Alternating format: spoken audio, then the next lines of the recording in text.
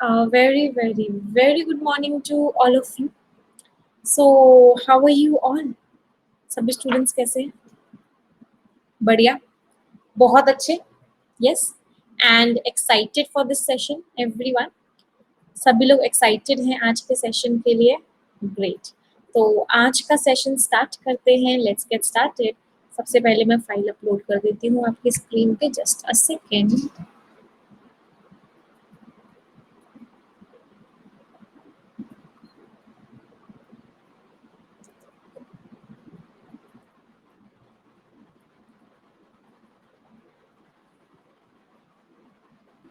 चलिए, ये रही फाइल सभी स्टूडेंट्स की स्क्रीन पे. आज के सेशन के बाद आपको इन्फ्लुएंस में बहुत ज़्यादा कॉन्फिडेंस आने वाला है. Definitely, you'll have a lot of confidence after this class on the topic inference, which is one of the most difficult topics as considered by the students. Students जैसा समझते हैं कि inference सबसे difficult होता है, आज के सेशन के बाद आपको बहुत आसान, easy लगने वाला है. ठीक है, start करें. Ready? Okay, so let's get started. हाँ, एक और चीज, कल क्विज नहीं हो पाया था. पार्ट 2 का डिजिटल कॉफी के लिए जो मैंने क्विज करना था वो नहीं हो पाया था कल because of a personal emergency. तो इसकी वजह से आज हम क्विज करेंगे. We will be doing the quiz today. और आज का जो कॉल का रिजल्ट होगा उसके बेसिस पे डिजिटल कॉफी होगा और वाउचर्स दिए जाएंगे. ठीक है, स्टार्ट करें फिर.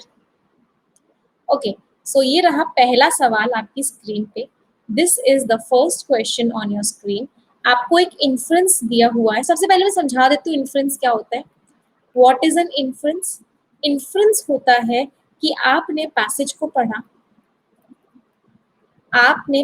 पढ़ा, आपने अपनी अंडरस्टैंडिंग लगाई और आपको क्या समझ में आया.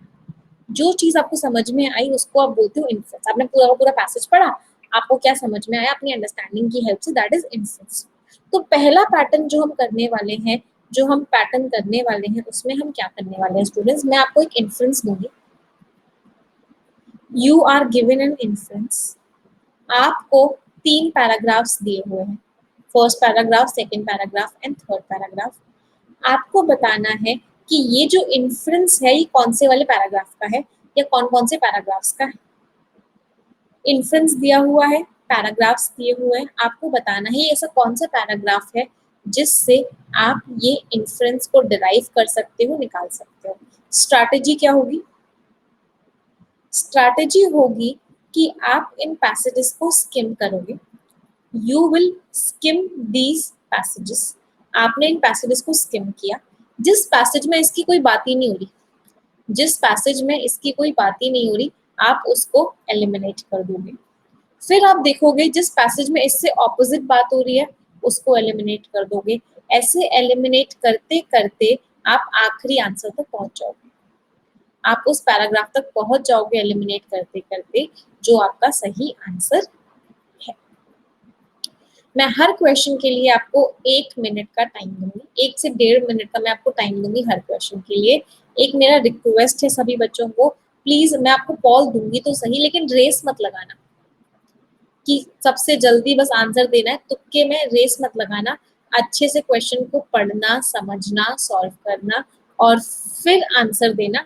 कोई रेस नहीं लगानी है. हाँ, और मैं कमेंट्स ऑफ कर दूंगी जब आप क्वेश्चन को कर रहे होगे जिससे कि आपको कोई डिस्ट्रैक्शन भी ना, so that you do not get distracted also. ठीक है, चलो. तो पहला क्वेश्चन दिखा रही हूँ. This is the first question on your screen. ये इन्फ्रेंस है. आपको बताना है कौन कौन से पैराग्राफ से आप इस इन्फ्रेंस को निकाल सकते हो.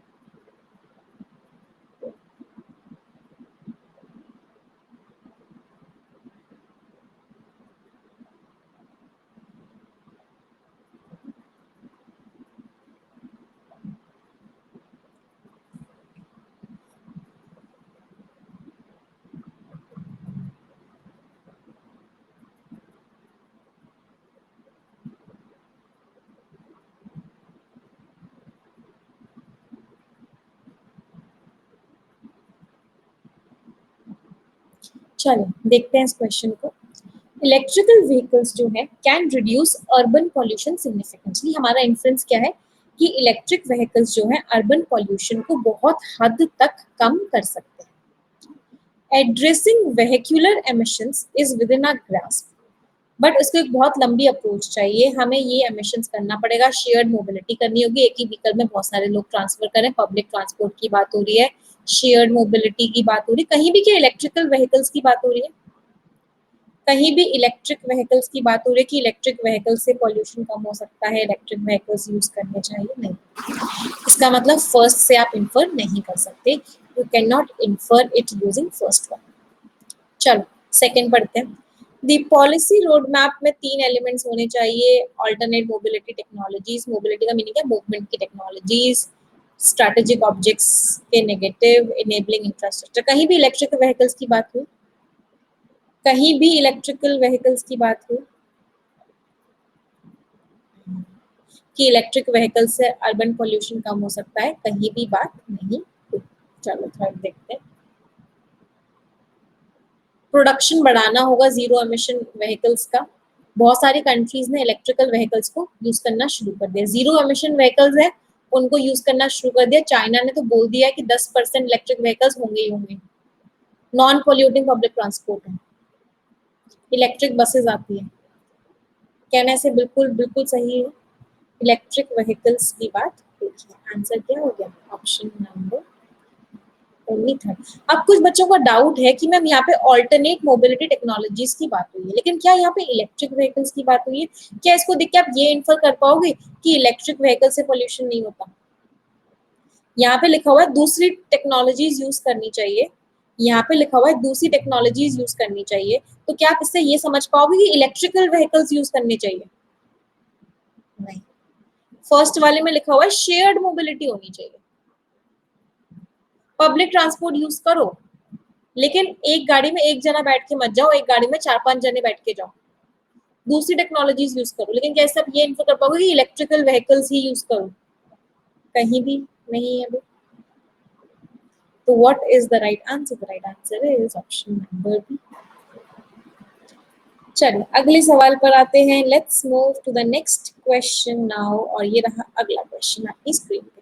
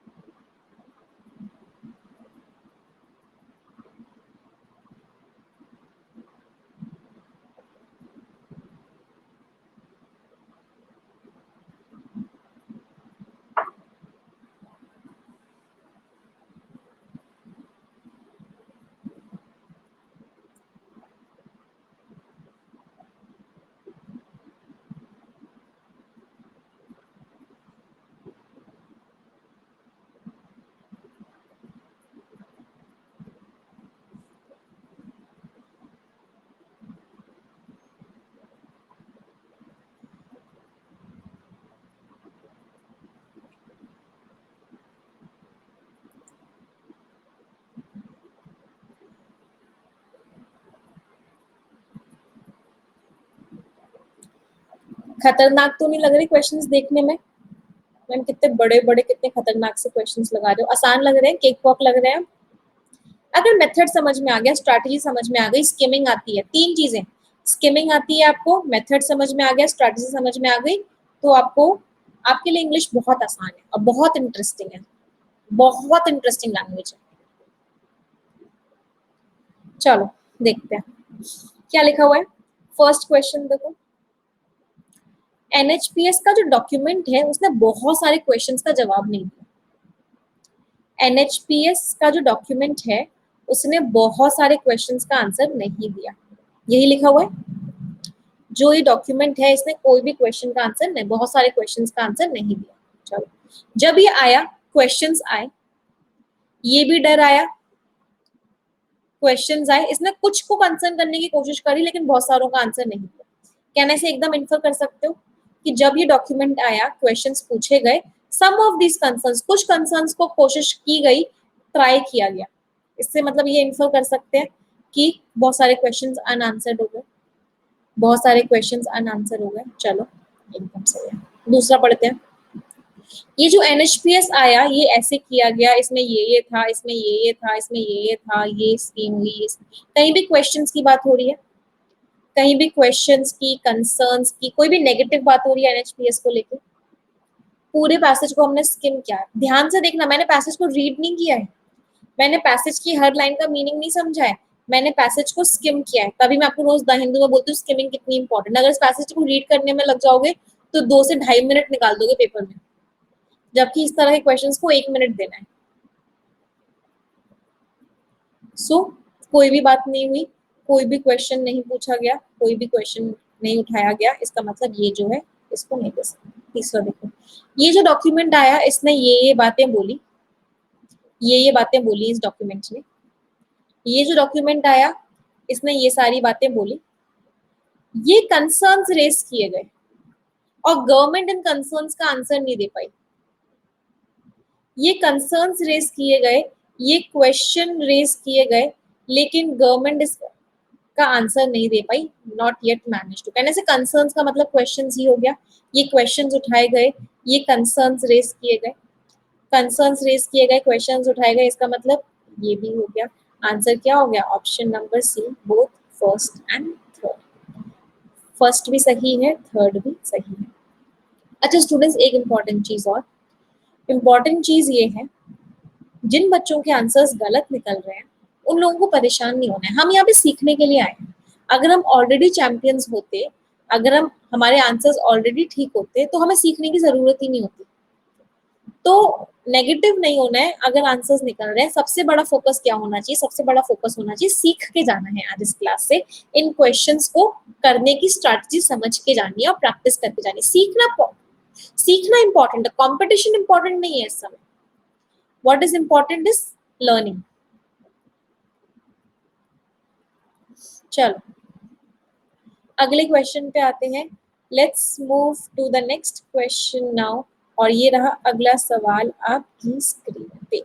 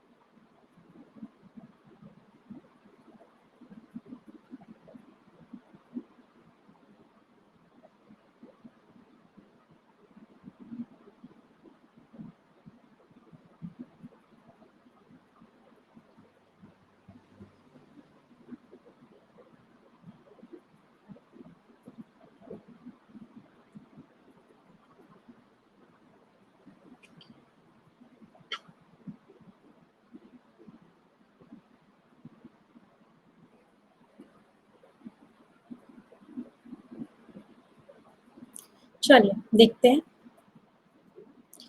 लेटेस्ट ऑल्ट्रेशंस इन टेक्स्ट बुक्स। जो लेटेस्ट चेंजेस आए हैं टेक्स्ट बुक से, उन्होंने जो प्रोसेस के अकॉर्डिंग नहीं किए गए, वो एनसीईआरटी की जो ऑटोनॉमी थी, जो अपने डिसीजन वो खुद लेती थी, उसको खतरा हुआ है। जो चेंजेस हुए हैं उसमें एनसीईआरटी से बात ही नहीं की गई, कहने से बिल्कुल सही है।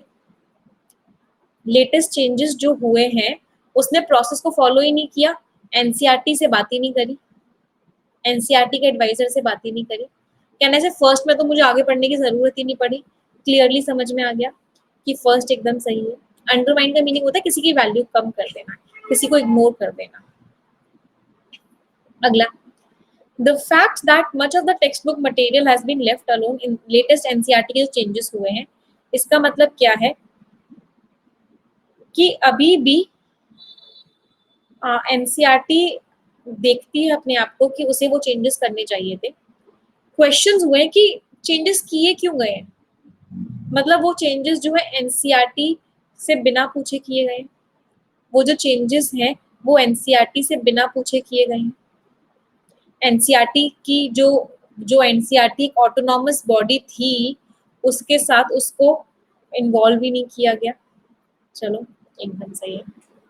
अगला देखते हैं, पेडागोजी का मतलब होता है पढ़ाने का से related, related to teaching. History में अचीव होना, चाहे वर्ल्ड हिस्ट्री की बात हो रही है, इकोनॉमिक्स की बात हो रही है, सोशियोलॉजी की बात हो रही है, डोमेन की बात हो रही है, एनसीईआरटी की बात हो रही है, कहीं भी चेंजेस की बात हो रही है। आप देख पा रहे हो मैं कैसे स्किम कर रही हूँ, आप लोग देख पा रहे हो मैं कैसे स्किम कर रही हूँ।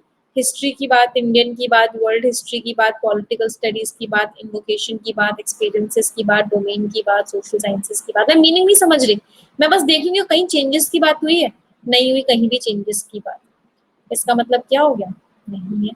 तो सही आंसर क्या है, what is the right answer? The right answer is option number both 1 and 2।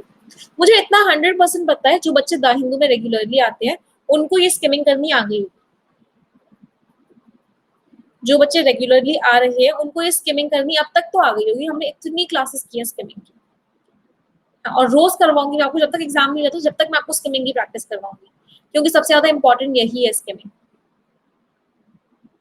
चलिए अगले क्वेश्चन पे आते हैं, let's move to the next question now.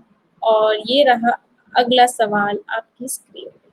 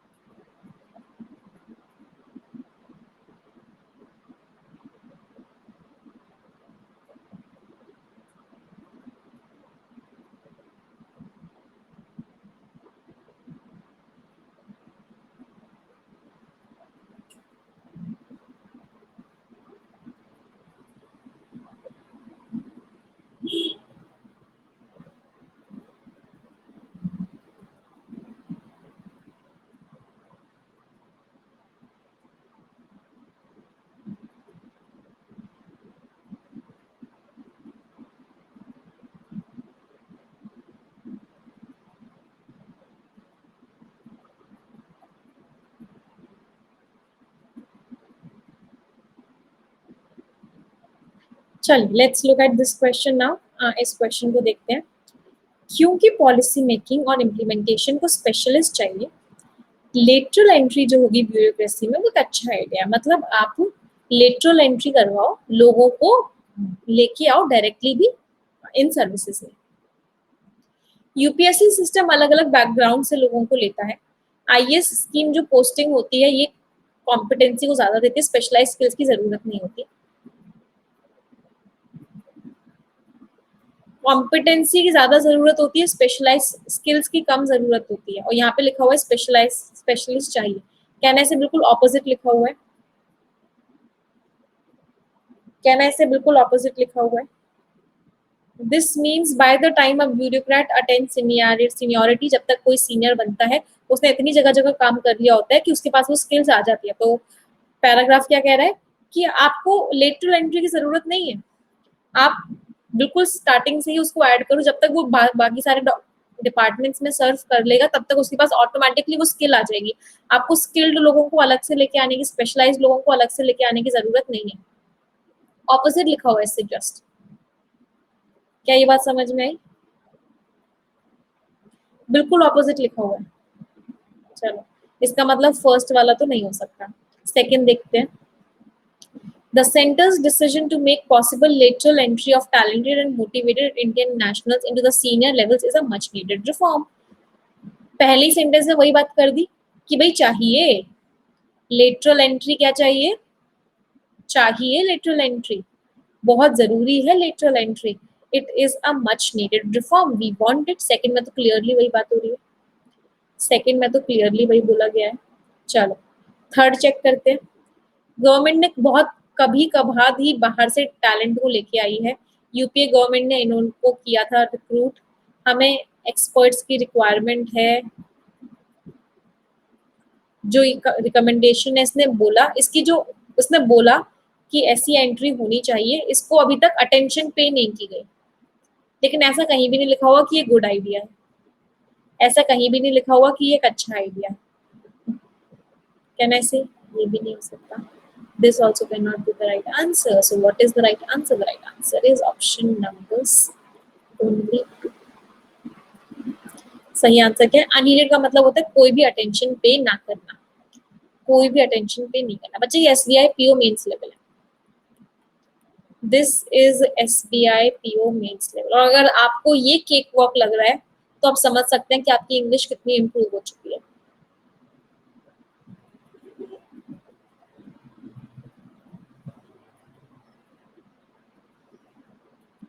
चलिए आगे बढ़ते हैं। Let's move ahead. Let's move to the next question now. और ये रहा अगला। हाँ, बहुत सारे बच्चों को यहाँ पे केक वॉक लगा होगा। बहुत सारे बच्चे ऐसे होंगे जो आज पहली बार मेरी क्लास में आ रहे हैं।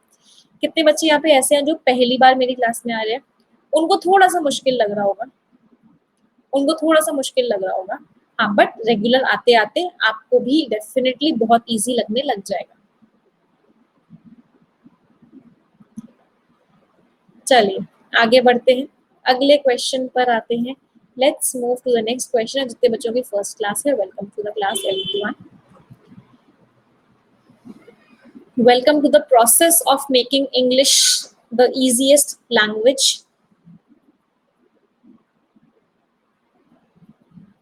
चलो नेक्स्ट क्वेश्चन।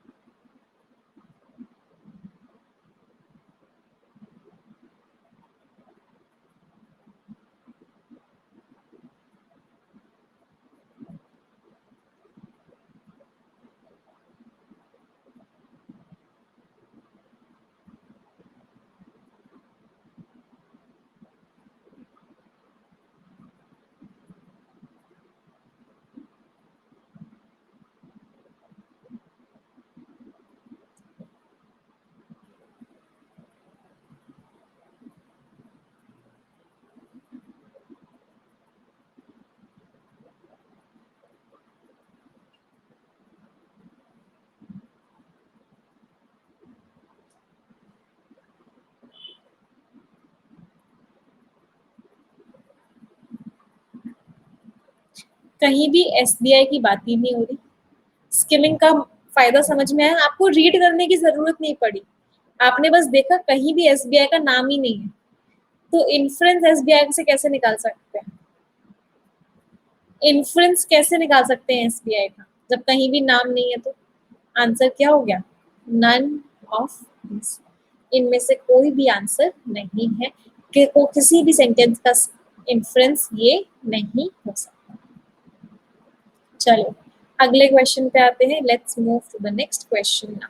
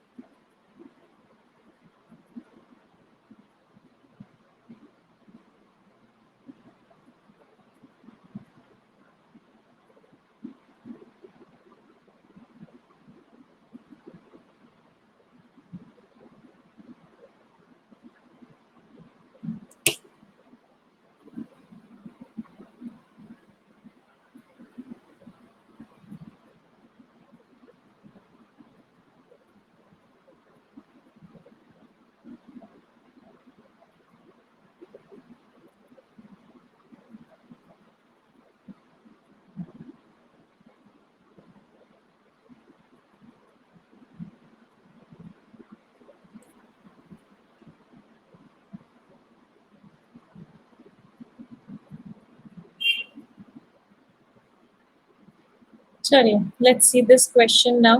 इस क्वेश्चन को देखते हैं। साउथ कोरिया के जो प्रेसिडेंट हैं और यूएस है, उन दोनों के विचार मैच नहीं करते नॉर्थ कोरिया को लेकर। इन्फ्लुएंस का मीनिंग क्या है? इन्फ्लुएंस का मीनिंग है साउथ कोरिया के और यूएस के जो गोल्स हैं नॉर्थ कोरिया को लेके वो मैच नहीं करते, they do not match, right. चलिए देखते हैं। साउथ कोरियन लीडर मून कहते हैं कि हम व्हाइट हाउस और नॉर्थ कोरिया के बीच में मीडिएटर हैं, लेकिन वो यूएस की बात को रिप्रेजेंट नहीं करते, वो यूएस को फोर्स कर रहे हैं इस काम को करने के लिए। तो क्लियरली समझ में आ रहा है यूएस और मून के विचार एक जैसे नहीं है। क्लियरली समझ में आ रहा है यूएस और मून के जो विचार हैं, जो उनके थॉट्स हैं, वो एक जैसे नहीं है। चलो फर्स्ट वाला एकदम सही है, first one is right. Second देखते हैं। जो डीन्यूक्लियराइजेशन का जो मैटर था नॉर्थ कोरिया का, वो खराब हो गया क्योंकि मून खुद समिट में गए। मून साउथ कोरिया के प्रेसिडेंट है, लीडर है, वो समिट पे गए। मून ने कोशिश करी कि वॉशिंगटन मान जाए नॉर्थ कोरिया को लेके। मून ने कोशिश करी कि वॉशिंगटन नॉर्थ कोरिया को लेके मान जाए, लेकिन वॉशिंगटन नहीं माना।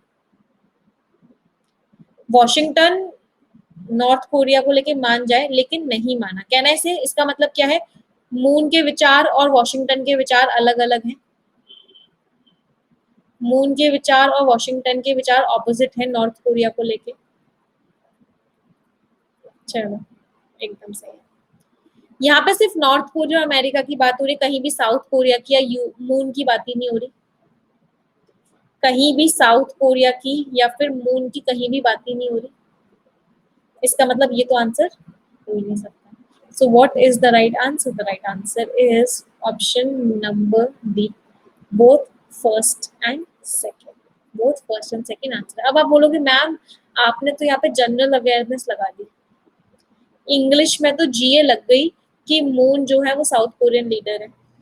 हमें तो पता ही नहीं था मून साउथ कोरियन लीडर है। तभी तो इन्फ्लुएंस क्या होता है, influence is passage and your understanding. Influence क्या होता है, इन्फ्लुएंस क्या होता है, पैसेज एंड योर अंडरस्टैंडिंग। हाँ, और आप फर्स्ट यहाँ से भी निकाल सकते थे कि मून कौन है, मून साउथ कोरियन लीडर। चलिए अगले क्वेश्चन पे आते हैं, let's move to the next question now. और ये रहा अगला सवाल आपकी स्क्रीन।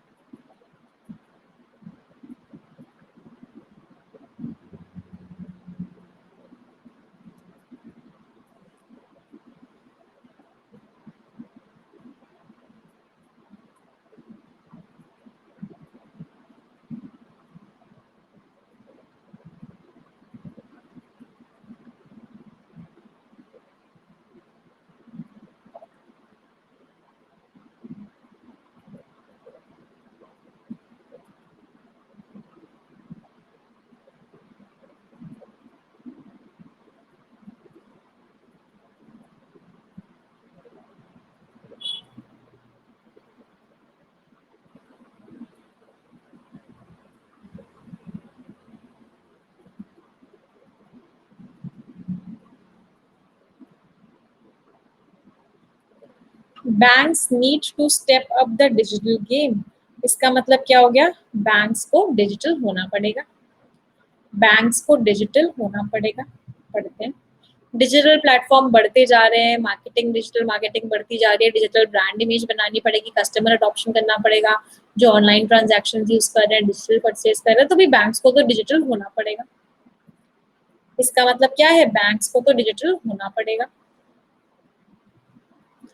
बैंक्स को देखना पड़ेगा, टेक्निकल कंपनीज के साथ पार्टनर करना पड़ेगा, इंटरनेट ऑफ थिंग्स से सब कुछ चेंज होने वाला है, बैंक्स ज्यादा डिवाइसेस कनेक्ट हो रही है, ये सब हो रहा है, इंटरनेट बैंकिंग आ रही है, तो भाई सही बात है, बैंक्स को तो डिजिटल होना पड़ेगा, बैंक्स को तो डिजिटल होना पड़ेगा। कस्टमर्स अब इंटरनेट पे आ रहे हैं, क्रेडिट कार्ड्स, लोन्स, कंपेयर, ये सब इंटरनेट से हो रहा है, डिजिटल मार्केटिंग एफर्ट भी यूज करनी पड़ेगी। इसका मतलब क्या है, ये सब यूज करना पड़ेगा, तो बैंक्स को तो डिजिटल होना पड़ेगा। आंसर क्या हो गया, option number E, all first, second and third, means bank को तो डिजिटल होना पड़ेगा।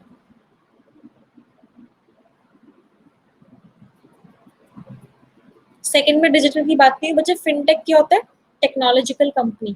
इंटरनेट क्या होता है, more and more devices are connected, communication, internet banking, क्या है ये सब कुछ, डिजिटलाइजेशन। चलो अगले क्वेश्चन पर आते हैं, let's move to the next question.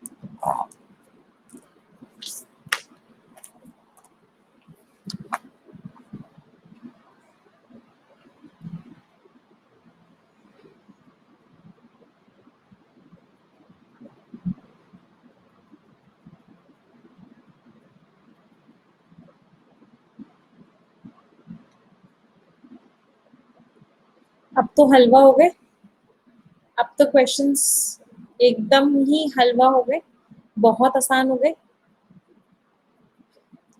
Nano technology ने बहुत फायदा किया, कहने से नैनो टेक्नोलॉजी के एडवांटेजेस की बात हो रही है। नैनो टेक्नोलॉजी की किसकी बात हो रही है?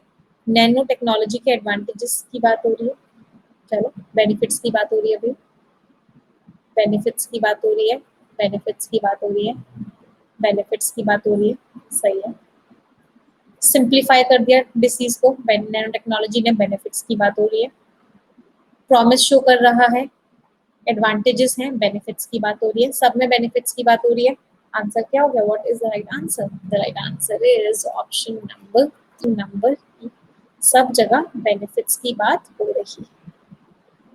अच्छा लग रहा है, कॉन्फिडेंस आ रहा है सभी स्टूडेंट्स को। क्या ये बात समझ में आ रही है कि स्किमिंग से, और जिस स्पीड पे मैं स्किम करती हूँ ना, मुझे चाहिए कि आप लोग भी सेम स्पीड पे स्किम करें, तब तक जब तक एग्जाम आ जाता है। जब तक एग्जाम आ जाए आप भी इसी स्पीड पे स्किम करें कि आपको 20 मिनट्स दिए जा रहे हैं प्री के पेपर के लिए और 40 मिनट्स दिए जा रहे हैं मेंस के पेपर के लिए। आप इसको 15 मिनट में कर लें और आप इसको 35 मिनट्स में कर लें, आप 5 मिनट का ब्रेक भी ले लें। ये स्पीड होनी चाहिए सभी बच्चों की।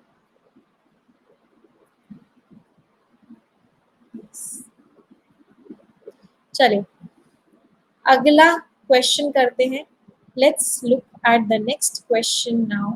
और ये रहा अगला क्वेश्चन आपकी स्क्रीन। जिन बच्चों से नहीं हो पा रहा है वो द हिंदू की क्लास में रेगुलरली आओ 3:30 बजे। आज भी 3:30 बजे क्लास है स्किमिंग की, उस क्लास में आइए।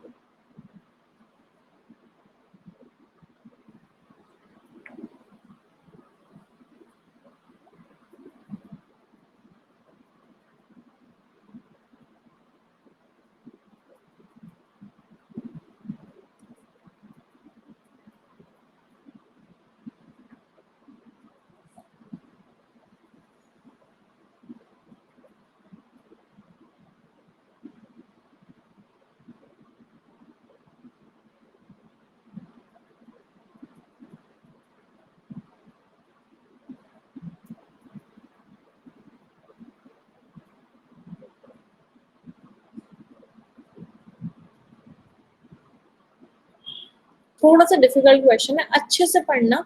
आखिरी सवाल है और सही आंसर देना।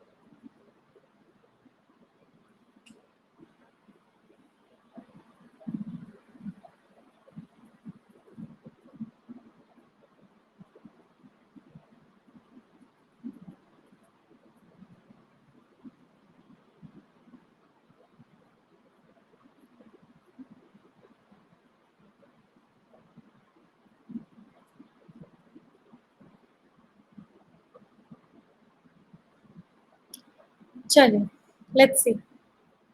सो जो टॉप पर हैं they are Tanu Mishra, Praveen Kumar Kesari, this Praveen Kumar Kesari and Prachi Pant. Okay देखते हैं। Policy forces schools to sweep learning deficits at the foundational level under the guide. Policy की वजह से क्या होता है, बच्चों के अंदर जो कमी होती है ना उसको हम छुपा देते हैं।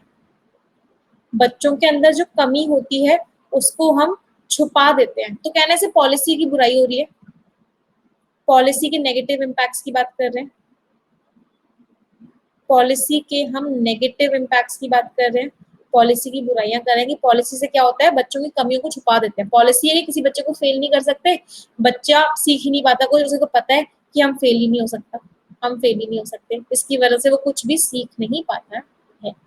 चलिए देखते हैं। Council monitors the schools financial problem, finance committee, business manager, कहीं भी पॉलिसी की बात हो रही है, किसी भी कहीं भी किसी की पॉलिसी की बात हो रही है, काउंसिल ने ये मॉनिटर किया, ये किया, ये किया, ये किया, कहीं भी किसी भी पॉलिसी की बात नहीं है। ठीक है, चलो, राइट टू एजुकेशन पॉलिसी जो है उसने बहुत डैमेज किया है। राइट टू एजुकेशन की जो पॉलिसी है कि किसी बच्चे को आप फेल नहीं कर सकते क्लास 8 तक, उसकी वजह से बहुत डैमेज हुआ है, बहुत डैमेज हुआ है। लर्निंग खत्म हो गई है, बच्चे कुछ सीख ही नहीं रहे उसकी वजह से, बच्चे उस चीज की वजह से कुछ भी सीख ही नहीं रहे। बिल्कुल सही। चलो, नो डिटेंशन पॉलिसी के फायदे बताए हुए हैं। फायदा ही है, क्या बुराई हो रही है इसमें, बेनिफिट ही है, बेनिफिट ही है इसमें। तो फायदा, फायदे की बात हो रही है, बुराई तो हुई नहीं रही। कहने से ये भी आंसर नहीं हो सकता। So what is the right answer? The right answer is option number B, only second. चलिए, thank you Manish for it. सही आंसर क्या है? The right answer is option number B. अच्छा, और क्लासेस चाहिए? ऐसी मजा आया आप लोगों को आज क्लास में? डर निकला इंग्लिश का? इंग्लिश इंटरेस्टिंग लगने लगी, इजी लगने लगी? यस। अब हम थोड़ी देर में मिलेंगे एडो रिडक्शन की क्लास के लिए।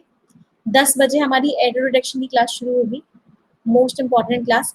बहुत सारे क्वेश्चंस, बहुत सारे कॉन्सेप्ट्स पढ़ेंगे, ऐसे ऐसे कॉन्सेप्ट्स पढ़ेंगे जिससे आपका एडो रिडक्शन का जो डर है बिल्कुल खत्म हो जाएगा।